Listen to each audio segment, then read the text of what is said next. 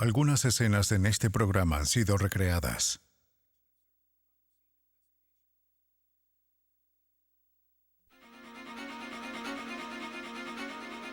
Un adolescente está perdido.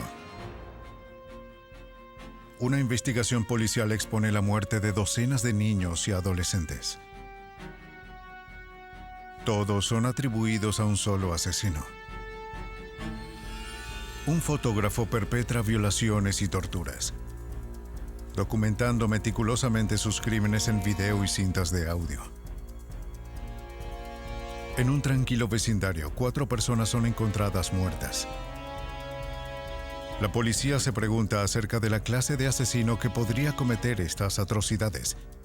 Para los asesinos en serie, una muerte es solo el principio. Obsesionados lo hacen una y otra vez, aprendiendo más con cada crimen, mejorando, perfeccionando. Están seguros de que nunca van a ser capturados, pero las autoridades trabajan sin descanso para su captura.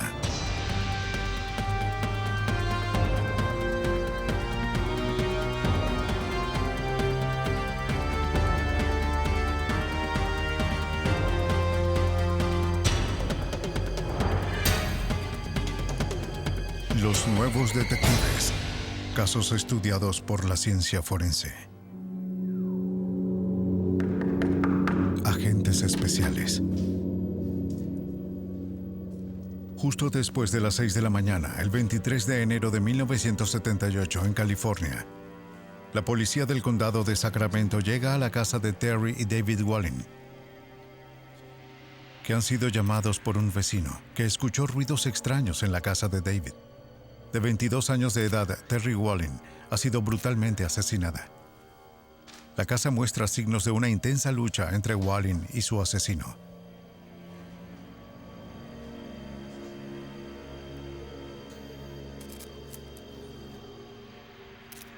Ella sufrió disparos y mutilaciones. Una gran herida de un cuchillo se refleja en su torso. Algunos de sus órganos internos han sido extraídos. Los investigadores están horrorizados por la ferocidad del crimen. La escena se vuelve más espantosa cuando se encuentra evidencia que sugiere que el asesino podría haber consumido la sangre de Wallin. Los oficiales encuentran un envase de líquido con huellas labiales sangrientas alrededor del borde. La policía de Sacramento no tiene claro qué hacer con la escena, pero saben quién puede ayudarles. Ellos llaman a un especialista, un hombre que está familiarizado con crímenes atroces. Su nombre es Ross Vorpagel. Él es un agente especial del FBI.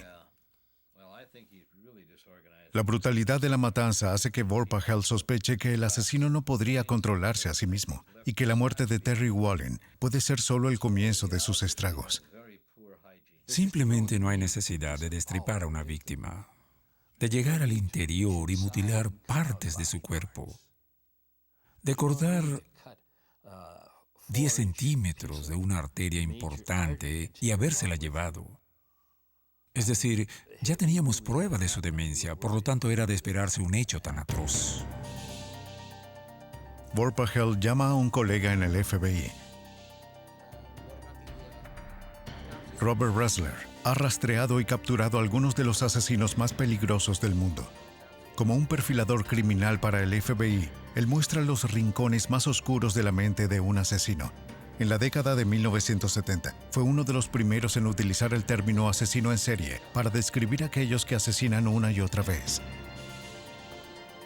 Robert Ressler, como agente del FBI, se esfuerza por comprender la mente del asesino mediante el análisis de la escena del crimen. El saber cómo piensa el asesino es esencial para predecir su próximo movimiento. ¿Cuándo va a atacar? ¿Y a quién se va a dirigir? El agente del FBI debe tener la necesidad emocional de resolver un crimen. Se tiene que saber quién es el delincuente, cómo era su vida antes de delinquir y qué hace durante y después del crimen. Pero existe un peligro en estar muy cerca del asesino.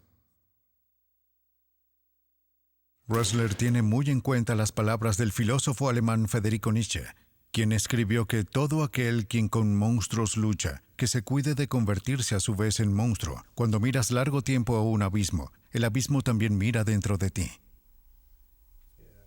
Para Robert Ressler, la observación de Nietzsche es una motivación y una alerta.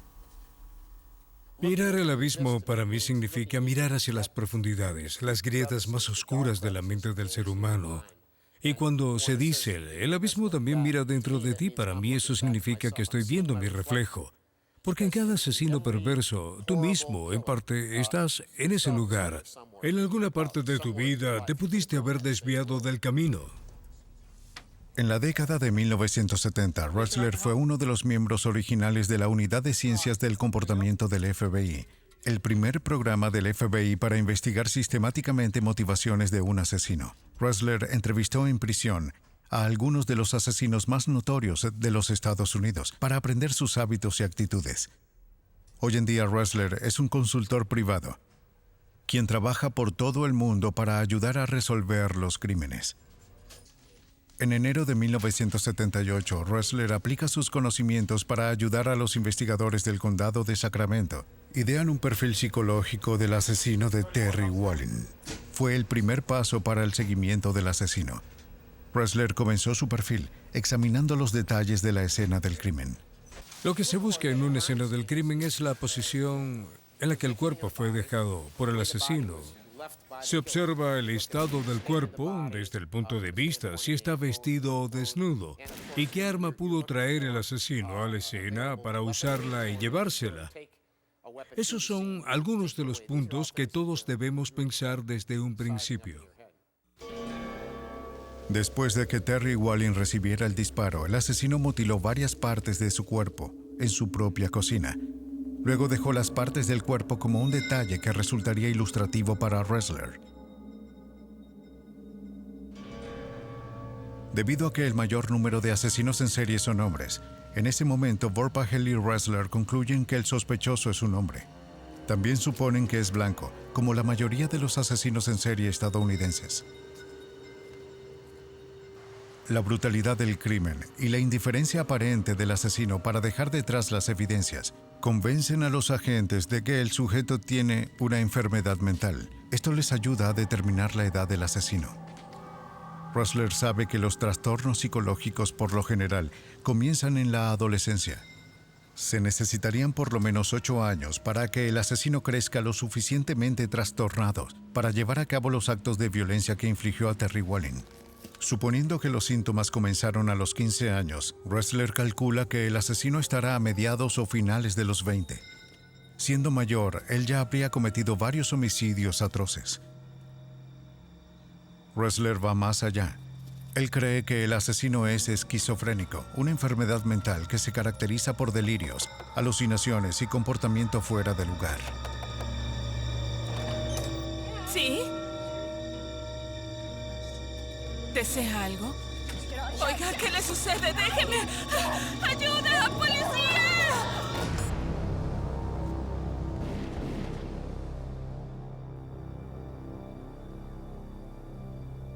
La naturaleza atroz del crimen apunta a la psicosis ya avanzada, una pérdida total de contacto con la realidad. Como él se bebe la sangre de sus víctimas, los investigadores lo llaman el asesino vampiro. Desde su oficina en Virginia, Ressler trabaja febrilmente con Vorpagel, el cual se encuentra en Sacramento para refinar el perfil del asesino. ¿Qué aspecto tendría? Ellos están convencidos que la policía debe buscar a alguien delgado. Los hombres esquizofrénicos generalmente se alimentan mal. Ross Vorpagel cree que el asesino le presta poca atención a su apariencia. Un tipo que está sufriendo de una enfermedad mental grave es muy probable que tenga un deterioro en su higiene. Probablemente no se corte el cabello, lleva la misma ropa durante semanas, no se lava los dientes y tiene mal aspecto. Debido a su extraño comportamiento, el asesino seguramente debe vivir solo. Vorpagel entrega una copia del perfil del sospechoso a la policía de Sacramento para hacerlo circular por todo el condado. Pero no surge ningún sospechoso fuerte. El asesino vampiro sigue en libertad. ¿Podrán los perfiladores encontrarlo antes de que vuelva a cometer un asesinato? 3 días después del brutal asesinato de Terry Wallin en 1978, a menos de 1 milla de distancia de la casa de Wallin, el asesino vampiro ataca de nuevo. La policía encuentra los cuerpos de Daniel Meredith, Evelyn Murath y su hijo Jason. Al mismo tiempo indican que se encuentra desaparecido y presumiblemente muerto el sobrino de Michael Mirath Ferriera, de 1 año y 10 meses de edad. Estas nuevas muertes convencen a Ressler y Vorpagel a resolver este caso rápidamente, antes de que el asesino vuelva a atacar. Los agentes redoblan sus esfuerzos, usan la información obtenida en esta escena del crimen para refinar su perfil original. De nuevo, el asesino vampiro atacó a sus víctimas. De nuevo, utiliza cuchillos tomados de la cocina de la víctima.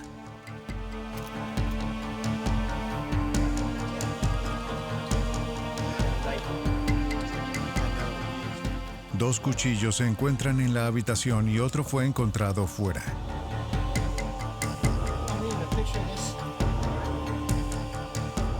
A él no parece importarle dejar las armas arrojadas en el lugar de los hechos.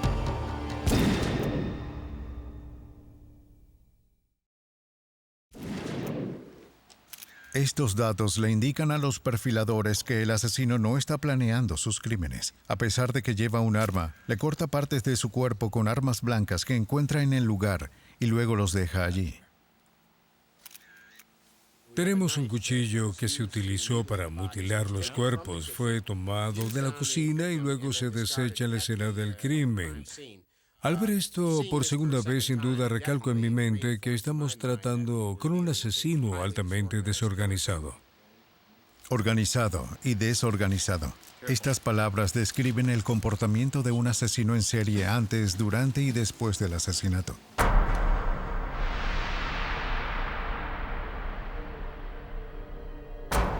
Los asesinos en serie organizados tienen mucho cuidado con sus movimientos. Cubren sus senderos tan a fondo que poca o ninguna evidencia permanece para atarlos a sus crímenes. Por lo contrario, los asesinos en serie desorganizados actúan por impulso. Su comportamiento es al azar, por lo tanto, su siguiente movimiento es difícil de predecir. Los investigadores encuentran manchas de sangre en la tina.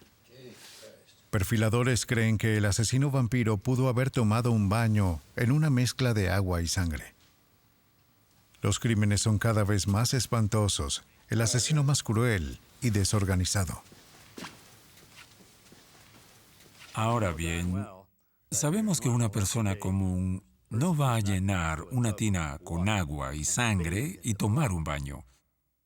Así que aquí vemos la personalidad, aquí vemos la enfermedad mental, vemos lo grave que está. A partir de la evidencia en la escena del crimen, Vorpagel y Ressler reconstruyen la espantosa secuencia de los acontecimientos. Y el aterrador retrato de un hombre que nunca han visto comienza a emerger.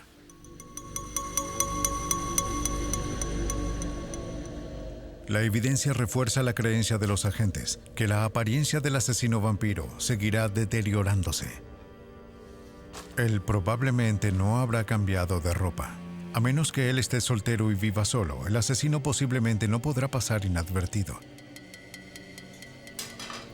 El sujeto es solitario y delgado, despeinado, no mayor de 30 años de edad.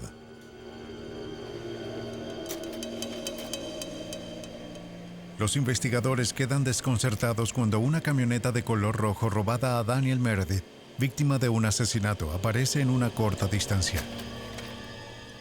Debido a que se encontró cerca, Ressler determina que el asesino vampiro debió haber caminado a la escena del crimen y luego huyó a pie después de abandonar el auto. El asesino debería vivir no muy lejos de allí, dentro de una distancia muy cercana al auto abandonado, diría que aproximadamente medio kilómetro. El día después de los asesinatos Mirrod, la policía recibe un informe que indica que un perro había recibido un disparo y sufrió mutilaciones dentro de los bloques cercanos a la escena del crimen. Para los agentes es el momento ideal que han estado buscando. Saben que cuando son niños, los asesinos en serie mutilan y matan animales. Él saldría y mataría a estas mascotas disparándoles con la misma arma con la que asesinó a Wallen, Mayroth y Meredith. Y entonces, él luego los destriparía y bebería su sangre. A medida que se encuentren más animales muertos, el círculo se cierra. Los agentes están convencidos de que el asesino vampiro vive cerca de los animales mutilados y sus víctimas humanas. No debe haber viajado muy lejos. La policía circula el perfil revisado por toda la ciudad, con la esperanza de que alguien pueda haber visto a un hombre con mal aspecto actuando de manera extraña. Los oficiales se comunican por vía radio, a medio kilómetro de los homicidios.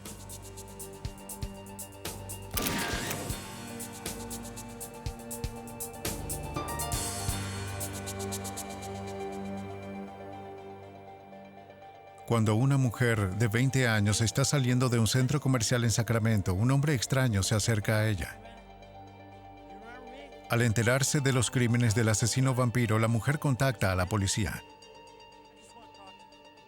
Ella le dice a los oficiales que el hombre que eludió en el centro comercial es un antiguo compañero de clases, Richard Trenton Chase. Ella se sorprendió por su apariencia. Él tenía manchas de sangre en su sudadera. Sus ojos parecían hundidos en las órbitas. Una costra amarillenta alrededor de la boca.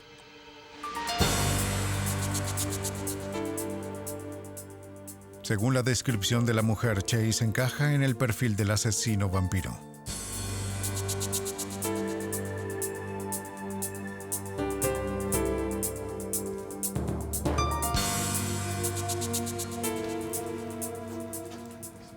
Armados con una orden de cateo, los agentes entran en la casa de Chase. No están preparados para lo que van a encontrar. Parafernalia nazi predomina en el pequeño apartamento.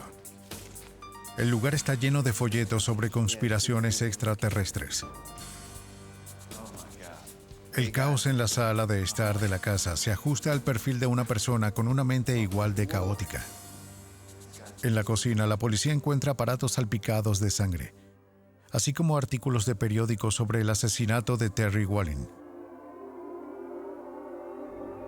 Varios platos en el refrigerador contienen tejido humano. En un cajón de la cocina hay cuchillos tomados de la casa de Wallen. Los investigadores también encuentran una caja de herramientas y botas de goma manchadas de sangre.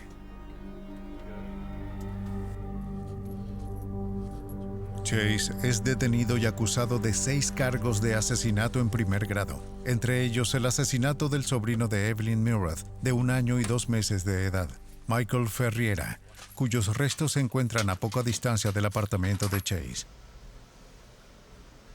El jurado delibera solo unas pocas horas antes de pronunciar a Chase culpable de todos los cargos. La sentencia: muerte en la silla eléctrica. En 1979, Robert Ressler decidió hablar con Chase en prisión. La razón por la cual lo entrevisté, francamente, era para hacer una actualización y validar el perfil y trabajo que había hecho. Al hablar con él directamente, después de trabajar en el caso, ver las escenas del crimen, después de leer los informes de la policía y, por supuesto, los registros de la corte, es la forma en que realmente se afina un perfil. Chase le dice a Ressler que había matado solo para preservar su propia vida. Necesitaba sangre. Chase dice para sobrevivir a lo que él llamó la intoxicación jabonera. Chase cree que un residuo pegajoso bajo su jabonera demostró que se estaba muriendo. Afirmó que su sangre se estaba secando y corría fuera de su cuerpo. Chase sostuvo que sus asesinatos se hicieron en defensa propia. Cuando llegó a su plena motivación, dijo que por todo su cuerpo la sangre se estaba convirtiendo en polvo y se movía muy lentamente, lo que le hacía estar fatigado y llegar a estar muy enfermo, y sintió que estaba haciendo esto por la influencia de ovnis o extraterrestres y dijo que la única manera de que pudiera contrarrestar esto era conseguir un nuevo suministro de sangre humana. ¿Qué impulsa a un hombre como Chase a asesinar? Un estudio del FBI sobre 36 asesinos en serie reveló que un 80% inició su vida en hogares con dos padres. A los 2 años, un 50% de padres habían abandonado a sus familias. Casi la mitad de los delincuentes encuestados informó relaciones frías o indiferentes con sus madres. 26 informó este tipo de relaciones con sus padres. Casi el 70% de las familias tenía antecedentes de abuso de alcohol. Un tercio tenía antecedentes de abuso de drogas. Casi todos reportaron alguna forma de abuso psicológico, físico o sexual en la infancia. De niños, muchos asesinos en serie torturaron animales. La mayoría no se graduó en la secundaria. Mientras que los hombres tenían la inteligencia requerida para realizar trabajos especializados, muchos tenían antecedentes de trabajo deficientes. El 20% o 6 delincuentes nunca habían mantenido un trabajo estable. Sin embargo, según todas las apariencias, los asesinos en serie parecen normales, al igual que su vecino o su amigo. La mayoría de estas personas son como la gente común. Muchas veces son inteligentes, son atractivos, son buenos conversadores. Ellos, por lo general, presentan características comunes y son engañosos. Lo que sucedió ese día fue un momento de impulsividad en mi vida. Ressler se opuso a la pena de muerte para Chase. Según él, padecía de una enfermedad mental y debería haber sido encerrado de por vida en un hospital de la prisión. Los psiquiatras de la prisión finalmente aceptaron. La sentencia de la fiscalía fue cambiada a vida en un centro médico mental de California en Vacaville. Pero Chase se suicidó en su celda justo después de Navidad de 1980. Almacenó sus pastillas antidepresivas y luego tomó todas al mismo tiempo. El breve y caótico reino de terror de Richard Trenton Chase había llegado a su fin. Por lo contrario, uno de los asesinos en serie más astutos de los Estados Unidos fue también uno de los que nos costó arduo trabajo encontrar. Muy inteligente y tenía una fantástica habilidad para la fotografía. Este asesino especializado en el secuestro, la violación y la tortura. La policía lo llama el sujeto no identificado, sin ID. Era un maestro de la planificación. Utilizó películas y cintas de audio para grabar sus crímenes. En un pequeño almacén alquilado, donde guardó las imágenes de sus víctimas y las grabaciones de sus gritos de angustia. Él fue tan meticuloso que no dejaría prácticamente ninguna evidencia de sus atrocidades, a excepción de las fotografías que se tomó a sí mismo. Sin ID, falsificaba matrículas de autos con el fin de salir desapercibido frente a la policía. Añadió suspensiones reforzadas y una vez dentro, sus víctimas no tenían prácticamente ninguna posibilidad de escapar.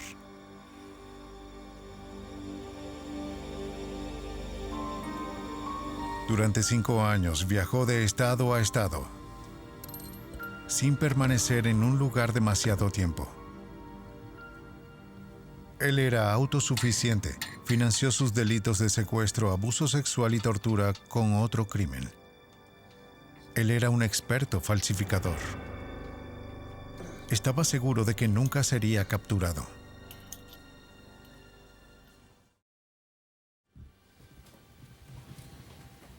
En Manassas, Virginia, un equipo de ex agentes del FBI persigue a algunos de los criminales más peligrosos del mundo.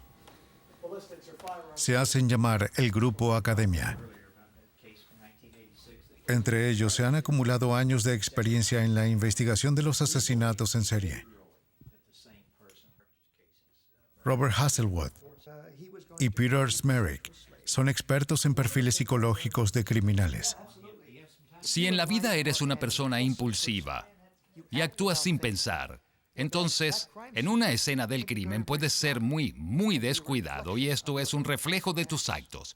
Por otro lado, si en la vida eres una persona fría y calculadora que no toma riesgos innecesarios, ese tipo de comportamiento también se puede demostrar en una escena de crimen.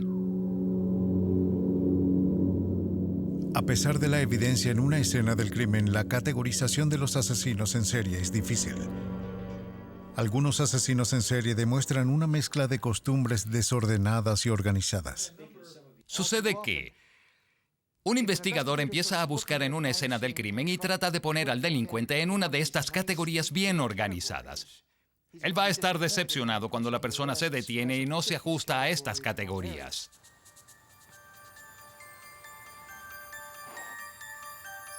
En el balneario de Ocean City, Maryland, una joven acaba de terminar su turno en una tienda pequeña. Es Día de los Caídos en 1979. Ella es abordada por un hombre que se identifica a sí mismo como un oficial de policía. Él le muestra su identificación y está conduciendo un auto de policía sin matrícula. Él le dice a la mujer que es una sospechosa de una serie de robos. Insiste en que ella lo acompañe a la comisaría para ser interrogada.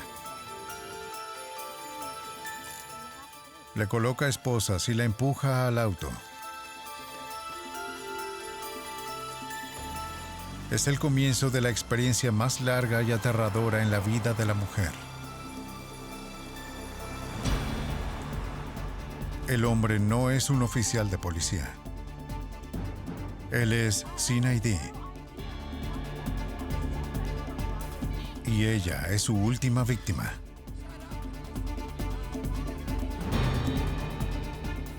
Él la lleva a un edificio abandonado donde de pronto la abusa sexualmente y la tortura. Le toma fotografías de todo el mal que le está haciendo. Creo que una de las palabras que usamos hoy son poder y control. Si usted está tratando con un agresor sexual y está tratando con un asesino en serie, creo que todo se reduce a los dos elementos básicos, el poder y el control sobre la vida de otro individuo. De nuevo empuja a la mujer aturdida a su auto y la lleva a un último viaje. El agresor detiene el auto, abre la puerta del pasajero y arroja a la mujer en una zanja. Pero él no la asesinó. Le permitió vivir a la víctima, quien después de un lapso de tiempo y a la luz del día fue encontrada y rescatada. Para el FBI, todo se convirtió en una investigación por secuestro. El FBI estableció una búsqueda masiva para Sin ID. La mujer de Ocean City fue la última de una larga lista de sus víctimas. Algunas fueron torturadas, otras asesinadas. Pero pasaron muchos años antes de que alguien tomara el caso.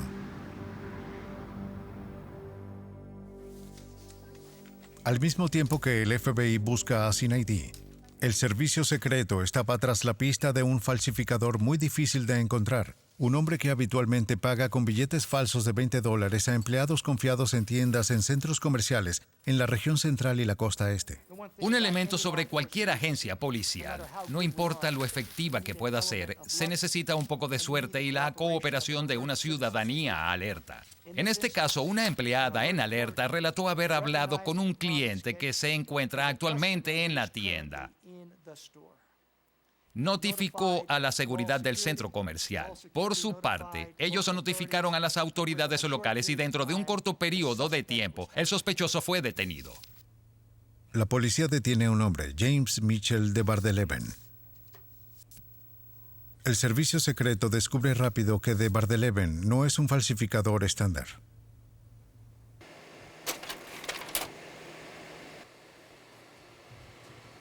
Los agentes buscan en una unidad de almacenamiento alquilada por de Bardeleven. En el interior hay fajos de billetes falsos que ha estado pasando.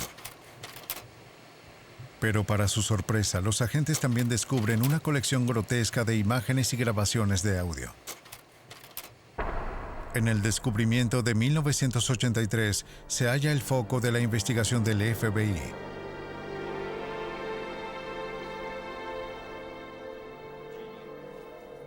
Robert Hasselwood, en aquel entonces el agente especial que había escrito un perfil criminal de Sin ID, revisó los materiales incautados en la unidad de almacenamiento de Bardeleven. Agentes encuentran miles de fotografías de víctimas de Bardeleven. Entre ellos se encuentran fotos y grabaciones de audio de la mujer secuestrada en Ocean City en 1979. Algunas de las fotos se remontan a principios de 1960. Encuentran las herramientas de trabajo de un asesino, la ropa de la víctima, 10 armas, una identificación falsa de policía, revistas, ropa interior manchadas de sangre, joyería,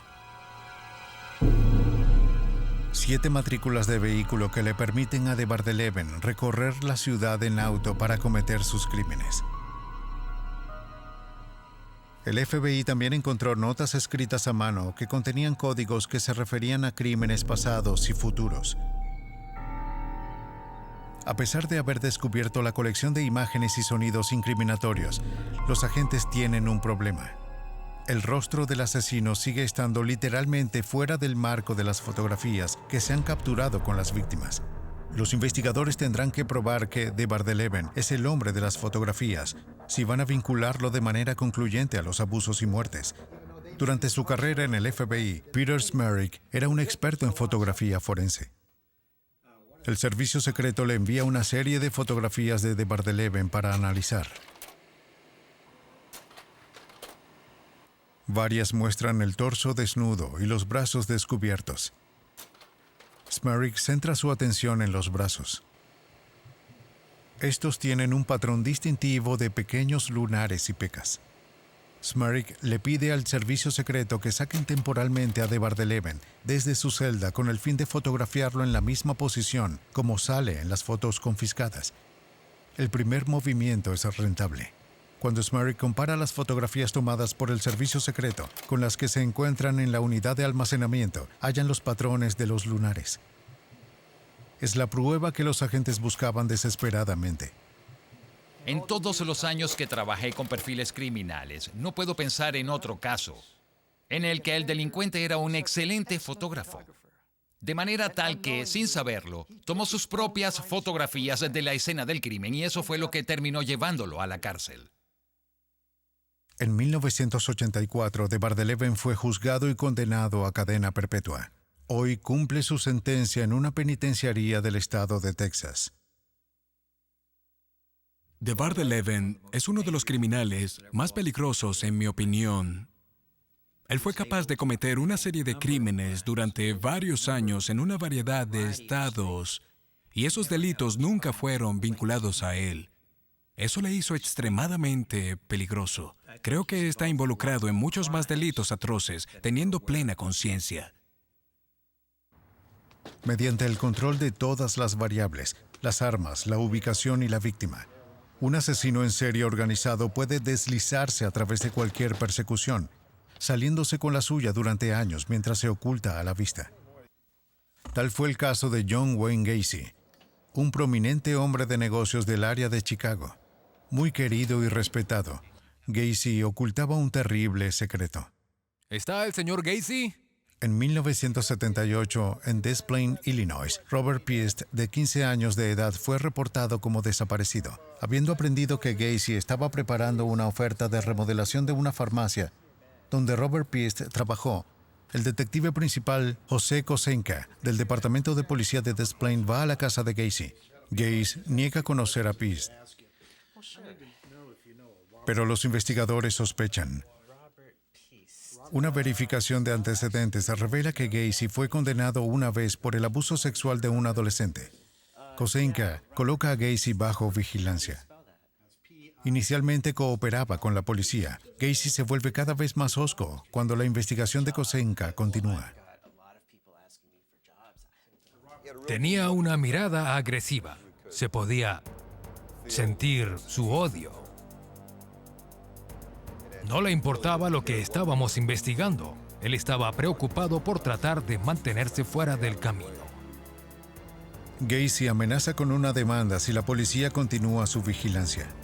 Oficiales persisten, sospechando que Gacy tiene mucho que ocultar, pero incluso ellos no están preparados para saber lo que encontrarán. En 1978, durante varias semanas, la policía de Des Plaines no dejó que John Wayne Gacy estuviese fuera de vista. Finalmente llegó el momento de entrar a su casa. En la búsqueda descubren un recibo de fotos que pertenecía a Robert Piest, que une a Gacy a la desaparición del adolescente. Una búsqueda exhaustiva revelaría aún más. El detective Kosenka fue el primero en entrar a la casa de Gacy. Fui una de las primeras personas que llegaron a la casa. Y entré por la puerta trasera. Caminé por el lugar. Estaba oscuro. Era misterioso. Las persianas de las ventanas estaban cerradas. Había una sensación siniestra,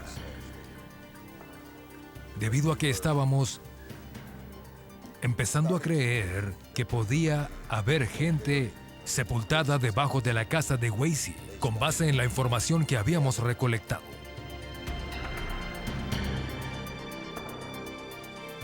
La policía entrevistó a la ex mujer de Gacy, amigos y ex empleados.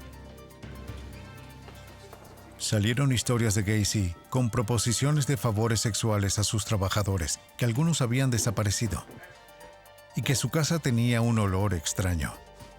Uno de sus trabajadores sugirió comprobar los espacios de acceso.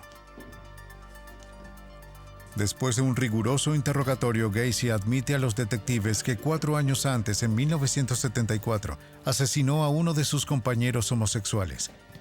Gacy afirma que el asesinato fue en defensa propia, que ocultó el cuerpo del hombre debajo del suelo.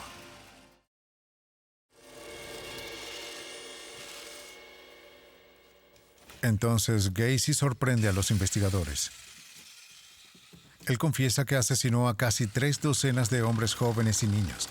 También esconde muchos de sus cuerpos debajo del suelo. Las confesiones desencadenan una intensa búsqueda de los desaparecidos.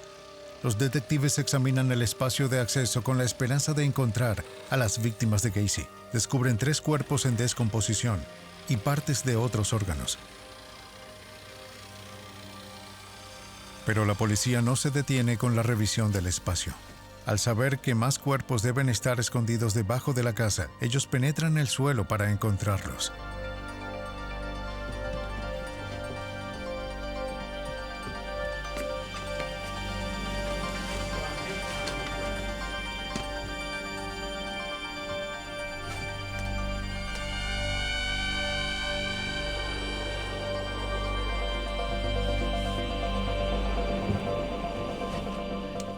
Con el tiempo hallarían cuerpos enterrados bajo el suelo del comedor y el garaje. Bajo la casa hay un campo de muerte lleno de huesos enterrados y esqueletos desordenados. La policía detiene a Gacy por el asesinato de Robert Piest. Aunque los cuerpos que descubrieron tenían mucho tiempo de muertos, ninguno podría ser el del niño desaparecido. Gacy pensó que la mejor manera de no ser atrapado por sus crímenes era mantener el control de sus víctimas después de matarlos, pero cuando eres un psicópata, se imagina que nunca encontrarían aquellos cuerpos enterrados. Piensa que su inteligencia es superior a todos, incluso más que la policía. Al esconder a sus víctimas en su propia casa, Gacy mantuvo un control total sobre ellos, incluso muertos. Podría seguir confiando en que nadie era capaz de encontrarlos sin su conocimiento. Desde su cuidadosa atención y planificación hasta la muerte, es la marca de un asesino altamente organizado. Todo cada vez es más claro, especialmente cuando se ve en el interior de la casa. Indicaría que Gacy era muy metódico, muy bien planificado, y que él había pensado estos crímenes en gran detalle antes de embarcarse en ellos. Gacy también arrojaba a sus víctimas en el río Des Plaines. La policía recuperó 6 cuerpos en ese lugar. Uno de ellos era Robert Piest. Cuando todo terminó, la policía identificó los restos de 33 personas. Bob estaba interesado en el proceso debido a que el FBI estaba formulando dentro de la Unidad de Ciencias y Comportamiento un tipo de estudio en profundidad de las personas que cometen una serie de asesinatos y querían saber más sobre ellos, querían entenderlos. Y este era un caso muy típico.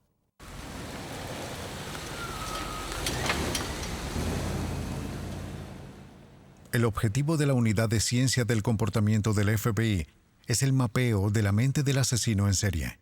Muchas personas creen que es el acto sexual lo primordial para los agresores. En realidad es todo el juego lo que es importante para ellos. El proceso de selección, la vigilancia, sabiendo que yo ya te he elegido a ser mi víctima y que tú no lo sabes. Luego toda la planificación que se dedica y las etapas de llevar a cabo el secuestro a la realidad. También están los ensayos, y que esto lo viven quizás durante semanas o meses antes de que ocurra el secuestro real. Y en cierta medida, después la actividad sexual casi puede ser una secuela. Con cada muerte, Gacy refinó sus métodos, aprendió de sus errores y mejoró en sus crímenes. Atrajo cuidadosamente a sus víctimas a una trampa bien diseñada. Los distrae con juegos, dándoles bebidas alcohólicas y mostrándoles películas pornográficas. Bien, eso es. Sosténla correctamente. Así. Con el tiempo se sintió tan seguro que asombrosamente eligió a un adolescente de su propio vecindario. Muchas de las víctimas llegaron a la casa de Gacy con la esperanza de conseguir un trabajo en su empresa contratista. Él se reunía con ellos en su garaje. El garaje a prueba de sonido fue diseñado por Gacy y construido por su empresa. Una puerta motorizada era la única manera de entrar o salir. Si las víctimas no se oponían, Gacy demostraría un truco de magia llamado las esposas hechizadas. Te mostraré este truco, ¿bien? Están cerradas, ¿cierto? ¿Bien? Después de mostrar cómo funcionaban las esposas, Gacy persuadiría a su víctima para que las usara. ¿Listo? ¡Eso es! Es muy fácil, ¿no? Después los desafiaría a intentar el truco detrás de su espalda. Si la víctima estaba de acuerdo, se accionaba la trampa. Gacy cambiaría las esposas hechizadas por las reales. Muy bien. Eso es. Ahora inténtalo tú. Una vez inmovilizado, la víctima se encontraba a merced de Gacy. Oye, necesito ayuda. Es muy fácil. 1, 2, 3 y listo. Solo Gacy sabe exactamente lo que sucedió después. Bien, déjame ayudarte.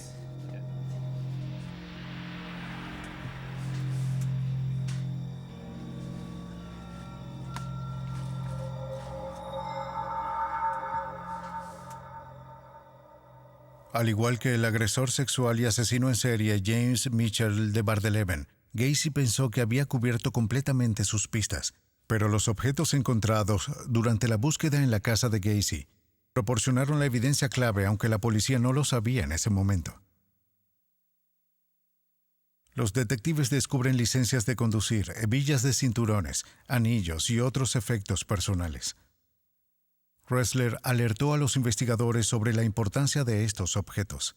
Habíamos encontrado estos elementos sin saber qué habíamos encontrado. Bob entró y comenzó indicándonos y dijo, para ustedes tal vez una hebilla de un cinturón no importa, pero para la persona que cometió el crimen es muy importante. Es un proceso visual para ayudar a revivir el crimen en el momento que él quiera hacerlo. Son un recordatorio de sus asesinatos pasados y una inspiración para volver a cometer un crimen. Para Gacy esto es una especie de símbolos dentro de sus crímenes. Un recordatorio. Mejoran su fantasía y lo llevan a la siguiente víctima.